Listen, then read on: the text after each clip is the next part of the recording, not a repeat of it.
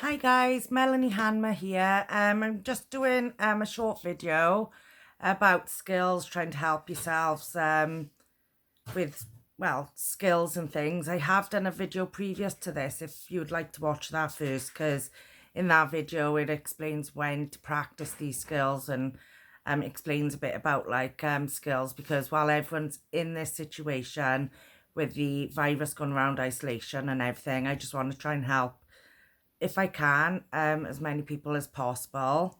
I've been privileged to have been able to go through DBT, and it's helped me immensely over the last few months while I've been in such a good place. Before that, I've had years of just, this is the most humanist, even though that's no word, I've felt. So I want to share some skills and hopefully help you lot use some skills as well. So the two skills I will be talking about today will be the stop skill and the pros and cons skill. So as with the stop skill, I find it really, really good, especially with interpersonal effectiveness, how you communicate to others, and about what is more effective, rather than just what some of us tend to do is, if someone miffs us off, then we'll be like, rah, and it's not effective because you end up having a big argument or this, that, and the other. So with the stop skill, I will read them out. So I will have to put my glasses on, guys. So I will read out what the stop skill is, and then I'll read, I'll show you, my example and how I've interpreted the stop skill. So it says, with the stop skill, do not just react, stop, freeze, do not move a muscle. Your emotion may try to make you act without thinking, stay in control. So my scenario here, which has happened recently on one of my live videos, I've had somebody on there insult me, and it quite upset me, reading it as I was live. So for myself, I did take a step back, think about it, take a breather, because I knew it weren't effective, because I find if you react to people, especially some of the people who are trying to get a reaction, it just gives them fuel. So I took a step back, I stopped, took a breather, and stayed in control. So the T, because there's an anagram, it is. So the T stands for take a step back from the situation, take a break, let go, take deep breaths. Do not let your feelings make you act impulsively. So that's what I did. So I obviously done the stepping back, freeze, and stay in control. Then I took a break from it. I let it go. I took a deep breath, and I didn't let my feelings, as much as I felt sadness inside, I didn't let that show, or let that out. So then what I done was, the O stands for observe. So notice what is going on inside and outside. What is the situation? What are your thoughts and feelings? What are others saying or doing? So I was observing how I was feeling. I was starting to feel quite nervous and anxious, then sadness and shame. So I noticed all these feelings off this one sentence somebody wrote, and I was noticing all this, and I was trying to work out what exactly I was feeling. So after that, then I noticed there was a few comments underneath, and everybody was attacking this person. So the next step is proceed mindfully. So it says, act with awareness in deciding what to do. Consider your thoughts and feelings, the situation and other people's thoughts and feelings. Think about your goals. Ask yourself which actions will make it better or worse. So I did. I asked myself, what would be most effective?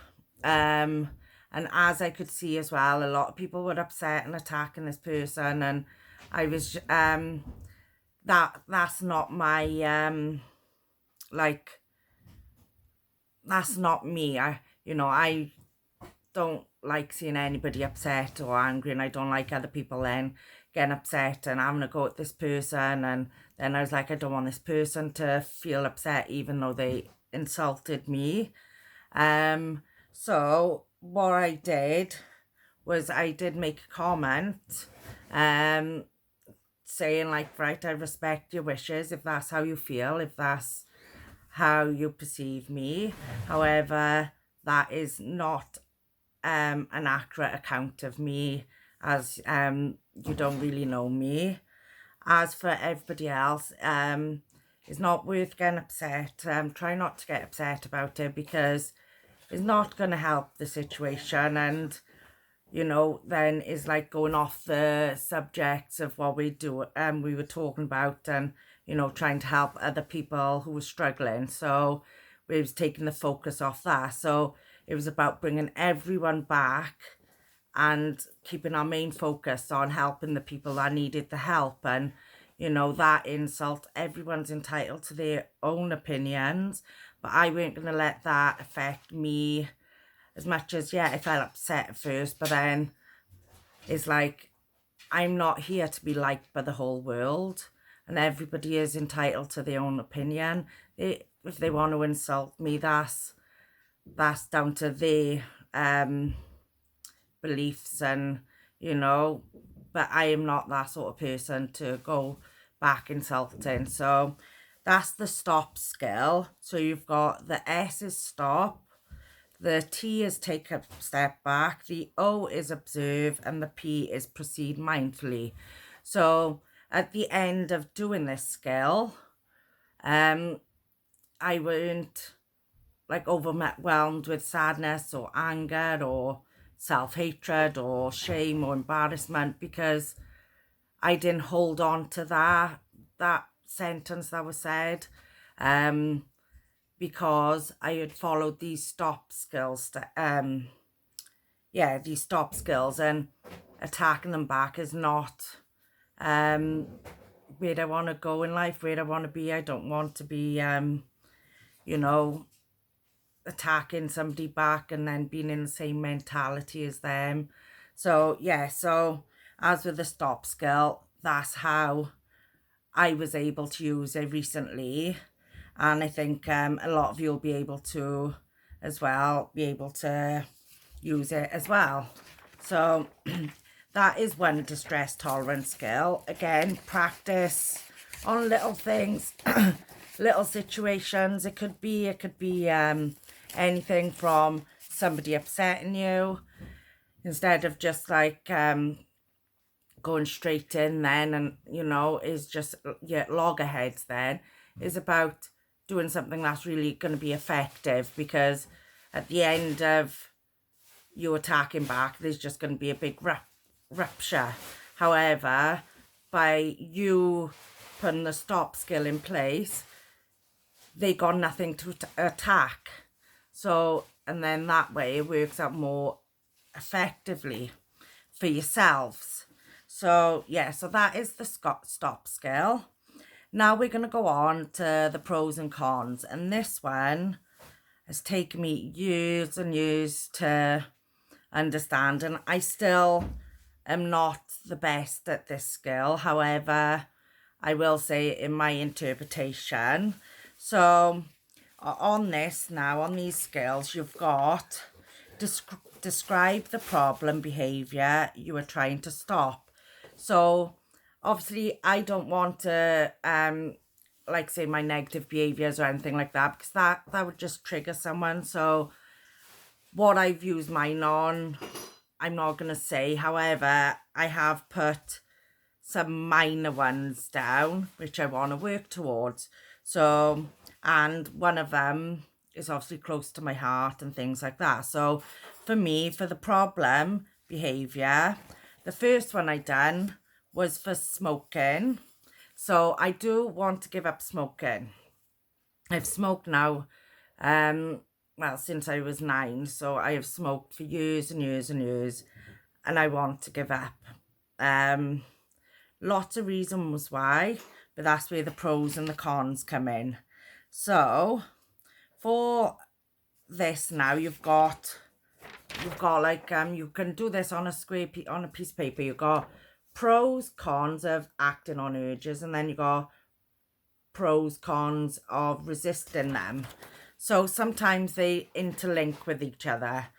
But with this then, when you want to give in to that problem behaviour, if you look at this, you can like evaluate what's best and what's not, really, what's more effective to work towards your life worth living.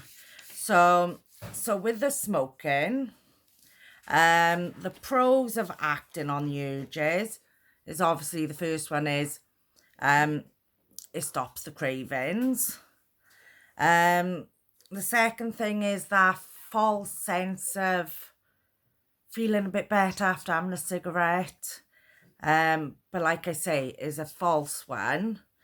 Third one is like the third one of acting on the urges would be I'm trying to think of a third one, because it's like you might not be able to have all 5.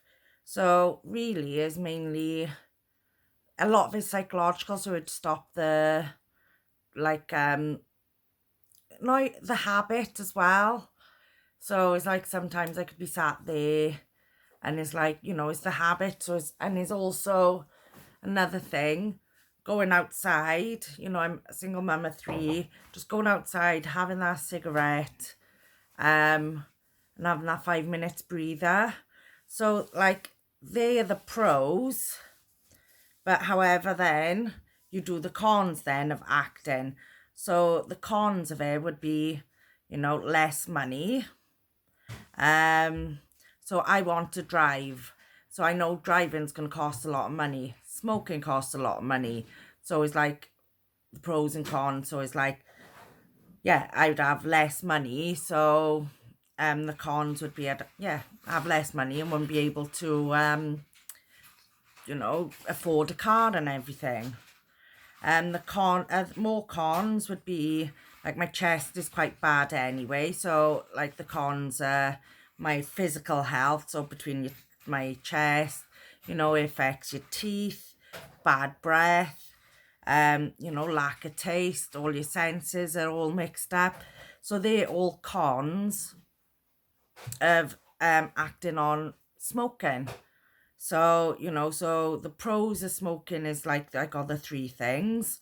As the cons, there are so many cons about smoking, you know, even smelling of smoke and my skin. So there's a lot of cons. And then you've got the next section, which is resisting crisis urges. So by resisting them, I would have more money, like I said, more money for driving lessons and things like that. I don't have to go out in the cold when it is cold and, you know, you got that craving, you're like, oh, I need a fag, and then you're going out and it's raining and winter is cold, icy. Another thing is about like self-control, and it'll be that self-satisfaction of I am strong enough. It's like I've given up so many bad habits. So yeah, it's that whole self-satisfaction. That would be like a massive pro for resisting urges. There is quite a lot. And I know smoking might not be like a big thing to you and stuff like that in crisis. However, I'm only using this example because I do not want to trigger anyone. So smoking, I felt like was, you know, because I do smoke and this is all true. However, it's not like the biggest urges or things in my life. But So yeah, so then the cons of resisting the urges. So the cons would be the cravings. So you'd have to like, you know, deal with them cravings when they come. Another thing like is like the worry about putting on weight and things like that by giving up smoking. Another con of resisting urges would be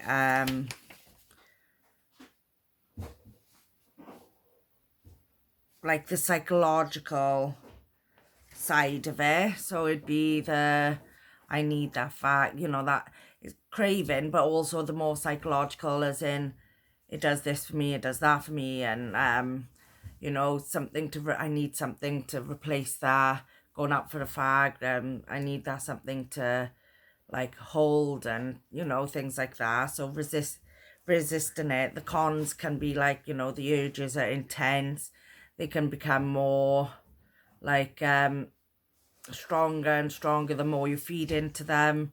So yeah, so that would be the cons of things. So they like overlap each other, but then there's also different aspects on them. So what I will do is I will put up a copy of this up on the page or in this link. And basically, oh well, yeah, what I'll do is I'll show you how to do them now. I'll just turn you around a minute, guys. There you are.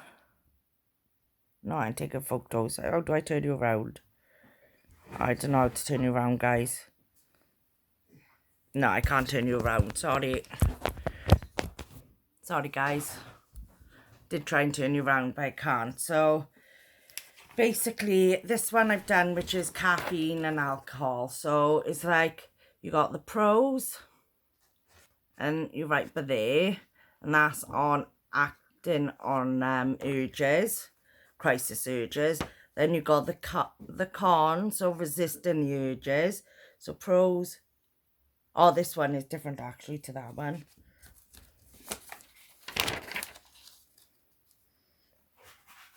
Yeah, so yeah, this one's different. So you've got the pros, the cons, and then the resisting and pros and cons, as that one is exactly the same, except the writing is pros, the urges, action and resistance, so pros and cons. But you can do them either way, and you just write a list of pros and cons. So when you are feeling in that crisis, in that moment where you're like really wanting to give in to any urges, you use the stop skill first if it's a situation that's occurred. However, pros and cons, and it's good to do pros and cons when you're in calm mind, and do it when you're not in a calm mind. But in the calm mind, you can like look at them. So if you've got this behavior you keep going to, you can look at it and you can evaluate, and you can be like, oh well, if I do give in, actually, you know, all this is like the pros and this is the cons of it. So it's like, which one looks more appetizing to a life worth living? So that's the good thing about the pros and cons, and also the stop scale. So yeah, so that's the ones I've done today. So the stop skill and the pros and cons. So yeah, it does say by here when to use crisis survival skills. So it is when, so you practice them when you're not in a heightened state, but the times to use these skills are when you're highly stressed, short term, that it won't last a long time, and creates intense pressure to resolve the crisis. So basically use it, because I have lived in distress tolerance. It's like if you ever spoke to my psychologist, she'd probably tell you I have lived in distress tolerance for years. It's constant distraction. So yeah, so the skills, especially where I tend to dissociate from my emotions, the skills, other skills, emotional regulation, that interpersonal effectiveness, I'm starting to get a little bit, but I find it hard because I just bow down to everyone. But as with distress tolerance, I lived in distress tolerance, and which isn't a life worth living because I weren't able to regulate my emotions when I did have them, and I weren't able to apply other skills, so I was constantly in distress. So these skills are good, but these are just like crisis skills.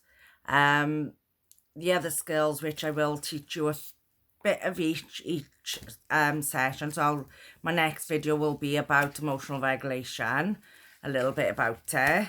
But right at the moment, yeah, so these two skills are worth trying if they're helpful to you. The stop skill, like I said, is very effective because it saves that whole turmoil of getting into a like really stressful situation with someone or something. Is about like doing what's effective. Then the pros and the cons, like I said, these are good to write up, especially if like, you know, you've got like a main behavior which you really want to change. You know, use this because it will help you. And just even looking at it when you're in a distressed state, you can see, yeah, I am like, say for me, for instance, I've been like negative behavior free now for 24 weeks. So I would put that on there and I would look and I'm like, would I want to spoil that 24 weeks for giving in to this urge? And yeah, and it can help you to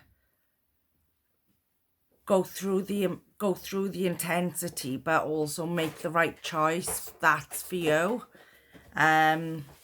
So yeah, so that is my short little video, which was meant to be short. But yeah, so that's how I am able to explain this. So I hope it does help.